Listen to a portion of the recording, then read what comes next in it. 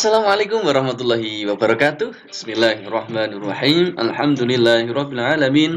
Shalatu wassalamu ala Rasulillah alladzi la nabiyya ba'dah. Ba'du. Selamat pagi anakku sekalian. Alhamdulillah pada kesempatan hari ini kita dapat berjumpa lagi melanjutkan pelajaran kita pendidikan agama Islam. Anakku sekalian, hari ini Pak Rofi akan menyampaikan pembelajaran 3, yaitu meyakini bahwa Allah Maha Esa dan Maha Pemberi. Yang akan Pak Rofi jelaskan pada hari ini yaitu sub'a Allah Maha Esa. Oke, mari kita awali pelajaran kita hari ini dengan berdoa bersama-sama.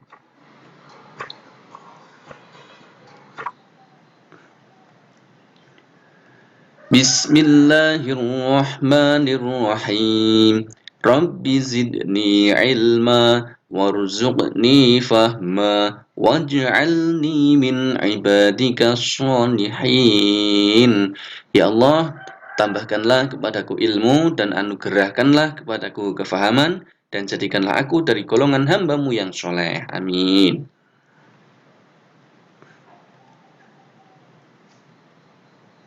Baik, Allah itu Maha Esa.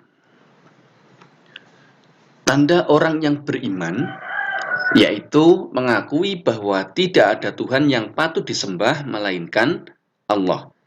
Ya, sebagaimana yang Pak Rufi jelaskan pada pertemuan sebelumnya, bahwa iman itu meyakini dengan hati, kemudian diucapkan atau diikrarkan dengan lisan, dan dilaksanakan dengan amal perbuatan. Nah, ini tanda orang yang beriman, yaitu mengakui bahwa tidak ada Tuhan yang patut disembah melainkan Allah. Hanya kepada Allah kita berdoa, dan hanya kepada Allah kita memohon pertolongan. Sebagaimana difirmankan dalam Quran surat Al-Ikhlas, Allahu Ahad, Allahus Somad.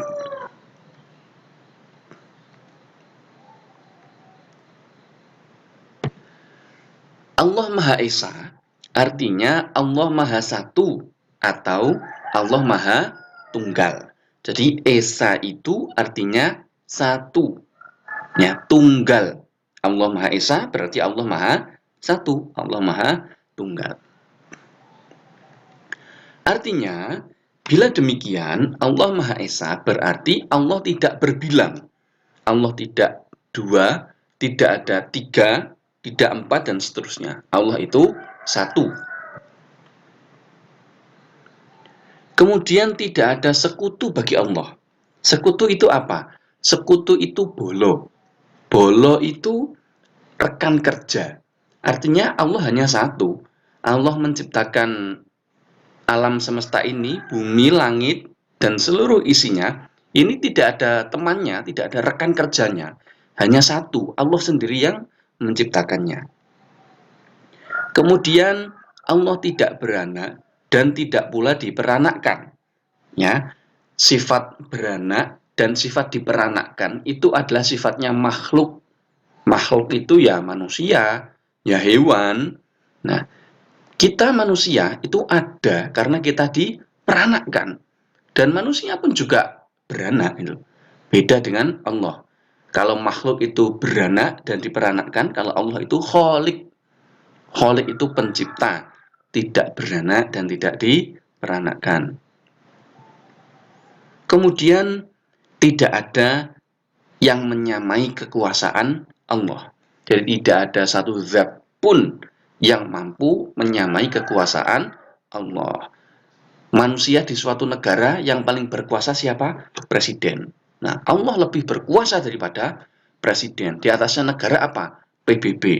Allah lebih kuasa daripada ketua PBB. Nah, Allah itu maha kuasa, tidak ada yang menyamai kekuasaan Allah. Oke. Menyembah Tuhan selain Allah disebut syirik. Ya, perbuatannya namanya syirik. Orang yang melakukan syirik namanya orang musyrik.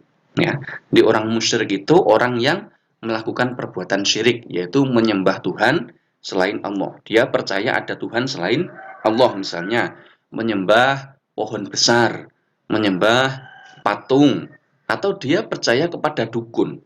Ya, dia berobat kepada dukun, maka itu jatuh kepada perbuatan syirik. Orangnya namanya musyrik.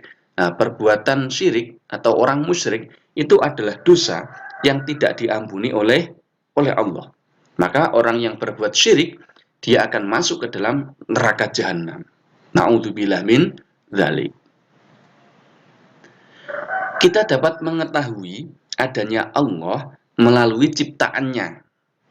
Alam semesta ini ada karena ada yang menciptakan. Siapa? Allah. Ya. Tidak mungkin alam semesta ini ada dengan sendirinya. Moro-moro muncul dengan sendiri. Nggak mungkin. Pasti ada yang menciptakan.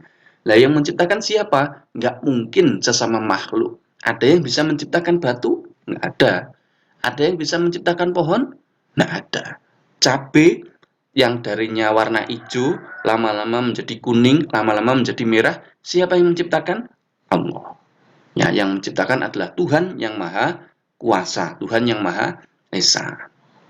Jadi, kita dapat mengetahui adanya Allah dengan melihat ciptaan Allah. Ciptaan Allah adalah bukti adanya Allah, Tuhan semesta alam.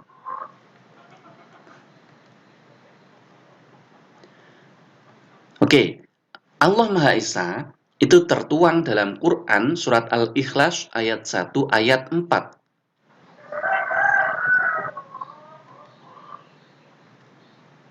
Surat Al-Ikhlas artinya memurnikan keesaan Allah. Jadi ikhlas itu artinya murni, ya. Maksudnya memurnikan keesaan Allah. Pokok isi dari Quran surat Al-Ikhlas adalah menegaskan keesaan Allah, menegaskan bahwa Allah itu Maha Satu, sembari menolak segala bentuk penyekutuan terhadap Allah. Yuk, kita baca bersama-sama Quran surat Al-Ikhlas. Perhatikan cara Pak Rufi membacanya, ya, kalian tirukan. A'udzu billahi minasyaitonir rajim. Bismillahirrahmanirrahim. Qul huwallahu ahad. Di belakang ada huruf khalqi, qalqalah, bacaan qalqalah. Qul huwallahu ahad. Allahus samad. Lam yalid wa lam yulad wa lam yakun lahu kufuwan ahad. Pak Rufi ulangi sekali lagi. Bismillahirrahmanirrahim. Qul huwallahu ahad. Allahus samad.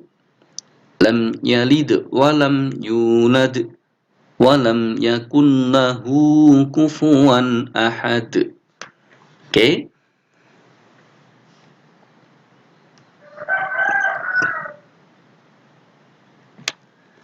Penjelasannya. Qul huwallahu ahad. Katakanlah, Muhammad, dialah Allah yang Maha Esa. Allahus samad. Allah tempat meminta segala sesuatu. Lam yalid wa lam yulad. Allah tidak beranak dan tidak pula diperanakkan. Walam yakullahu kufuwan ahad. Dan tidak ada sesuatu yang setara dengan dia. Jadi, Quran surat Al-Ikhlas ini memurnikan keesaan Allah. Menjelaskan bahwa Allah itu Tuhan yang Maha Esa. Allah itu adalah Tuhan tempat kita meminta segala sesuatu. Ya, kita meminta segala sesuatu. Misalnya kita minta kesembuhan, ada orang yang sakit, minta kesembuhan, itu hanya kepada Allah.